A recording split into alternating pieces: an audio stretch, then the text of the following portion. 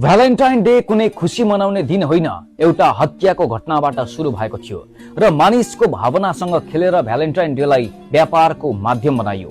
Saint Valentine नामका एक धर्मगुरुको टाउको काटेर हत्या गरेको दिन फेब्रुअरी 14 लाई हामी प्रेम दिवस भनेर मनाइरहेका छौं। आजभन्दा करिब 1500 वर्ष अगाडि रोमन साम्राज्यमा सेन्ट भ्यालेन्टाइन नामका एक धर्मगुरु थिए। त्यो बेला रोममा सधैँ युद्ध चलिरहन्थ्यो।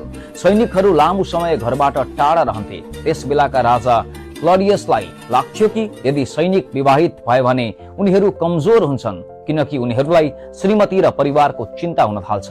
त्यसैले उनले सैनिकलाई विवाह गर्नै नपाउने नियम नै बनाइदिए। तर सेन्ट भ्यालेन्टाइनलाई यो नियम गलत लाग्यो। उनले प्रेममा रहेका युवक युवतीहरूको लुकी लुकी विवाह गराइदिन थाले। यही कारण उनलाई पक्राउ गरियो, जेल हालियो, यातना दिइयो र अन्ततः फेब्रुअरी 14 के दिन उनको टाउको काटेर हत्या गरियो। मर्नुअघि सेन्ट भ्यालेन्टाइनले जेलरकी छोरीलाई एउटा सानो पत्र लेखे, जसमा अन्तिममा तिम्रो भ्यालेन्टाइन भनेर लेखिएको थियो। आज कार्डमा लेखिने यो वाक्य त्यही पीडाबाट जन्मिएको थियो। सुरुमा भ्यालेन्टाइन डे प्रेमको पर्व होइन, बलिदानको सम्झना थियो। मानिसहरू उनको समाधिमा गएर फूल चढाउँथे, सम्झना गर्थे। त्यो बेला न चकलेट थियो, न कार्ड, न टेडी। समय बित्दै गयो, मानिसहरू प्रेम पत्र लेख्न थाले।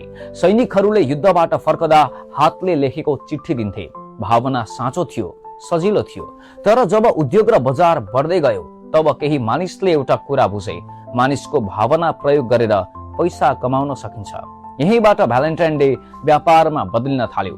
सन् 1797 मा बेलायतमा प्रेमका शब्द लेखिएको एउटा किताब छापियो। ती शब्द कार्डमा लेख्न थालियो। बिस्तारै कार्ड कारखानामा बन्न थाले। यदि तिमी प्रेम गर्छौ भने कार्ड दिनै पर्छ भन्ने सोच फैलाइयो। त्यसपछि चकलेट कम्पनीहरू आए। क्याडबरीले पहिलो पटक भ्यालेन्टाइन विशेष चकलेट निकाल्यो। अब प्रेमसँगै चकलेट पनि जोडियो।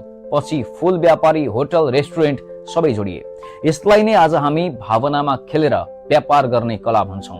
मानिसलाई यस्तो महसुस गराइन्छ, यदि तिमीले फेब्रुअरी 14 मा उपहार दिएनौ भने तिमीले प्रेम नै गरेनौ। यदि डर र दबावले मानिस खर्च गर्न बाध्य हुन्छ। आज भ्यालेन्टाइन डेमा संसारभर अरबौं रुपियाँको कारोबार हुन्छ। करोडौं गुलाब केवल एक दिनका लागि उमारिन्छ। तर यो रोचक कुरा के छ भने धेरैले पाएको उपहार मन पराउँदैनन्, तर पनि किनिन्छ, किनकि दिनै पर्छ भन्ने डर हुन्छ। नेपालमा पनि यस्तै भइरहेको छ। पहिले हाम्रो समाजमा भ्यालेन्टाइन डे थिएन, तर टिभी, फिल्म र सामाजिक सञ्जालको प्रभावले यो यहाँ पनि भित्रियो। विद्यालय र कलेजका विद्यार्थीहरू यसको प्रभावमा बढी छन्। क्याफे, पार्क र होटल फेब्रुअरी 14 मा भरिन्छ। भारतबाट लाखौं रुपियाँ बराबरका गुलाब नेपाल भित्राइन्छ, पैसा तिरेर। सबै कुरा प्रेमका नाममा हुन्छ, तर फाइदा कोही अरूलाई हुन्छ, व्यापारीलाई। यसको अर्को नराम्रो पक्ष पनि छ। प्लास्टिकका टेडी, नक्कली गुलाब, बेलुन सयौं वर्षसम्म डिकम्पोज हुँदैनन्। धेरै देशमा यी सामान सस्तो मजदुरबाट बनाइन्छ, जसले निकै कम पैसा पाउँछन्। प्रेमको नाममा अरूले दुःख पाउँछन्, कम्पनीले नाफा कमाउँछ, अनि हामी यथार्थ नबुझी पछि लाग्छौं। यसरी हेर्दा भ्यालेन्टाइन डे आज प्रेमको दिन भन्दा पनि व्यापारको दिन बनेको छ। सेन्ट भ्यालेन्टाइनले प्रेमका लागि ज्यान दिए, तर आज त्यही नाम प्रयोग गरेर मानिसलाई किनमेल गराइन्छ।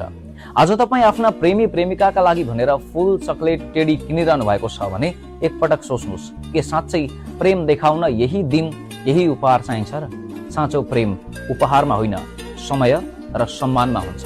प्रेम देखाउन कुनै एक दिन चाहिँदैन, माया हरेक दिन देखाउन सकिन्छ। सँगै बसेर कुरा गर्नु, समय दिनु, सम्मान गर्नु, यही नै साँचो प्रेमको अस्तित्व होइन र? त्यसैले भ्यालेन्टाइन डे मनाउने कि नमनाउने तपाईको आफ्नो निर्णय हो, व्यक्तिगत निर्णय। तर यसको पछाडिको कथा बुझेर व्यापारको खेल चिन्न सकेपछि तपाईले प्रेमलाई उपहारले होइन, व्यवहारले देखाउनुहुन्छ भन्ने आशा गरौँ। प्रेम बजारको होइन, मनको कुरा हो। हवस् त, यस्तै खोजमूलक भिडियोको लागि फ्रिबस टिभी हेर्दै गर्नुहोला। नमस्ते।